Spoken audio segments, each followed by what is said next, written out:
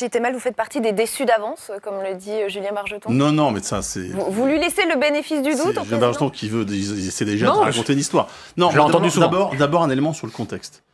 Dans aucune démocratie, vous avez un président qui seul va décider seul. Habituellement, il y aurait eu des consultations, des échanges, parce que il y a eu quelques consultations quand même. Oui, avec ses amis à lui. Non, enfin, il y a eu le grand débat, en l'occurrence. Oui, mais le grand débat, regardez bien. D'ailleurs, il y a eu toute une polémique sur les remontées et l'interprétation qui est faite. On sort de 3 mois de discussion. Et de 5 mois de crise. Ouais. Et que je pense que le minimum aurait été de réunir aussi les forces syndicales, les politiques, et d'échanger avec elles. Ce n'est pas le cas, mais c'est en tout cas la vision qu'a Emmanuel Macron. Deuxième chose, on voit bien que dans la majorité, il y a un débat, et on voit bien que le pacte de droite, autour de Matignon de Bercy, est en train de prendre la main, et certains qui venaient de la gauche sont en train d'hurler au loup. Troisième élément, les Français disent, les sondages quand on regarde sur la suite, ne sont pas très favorables, ils sont même plutôt inquiets. Donc moi, je dis juste, la question elle est simple ce soir. Est-ce que le président des riches, qui est Emmanuel Macron depuis le début du quinquennat, sera un autre président ou pas à partir du débat?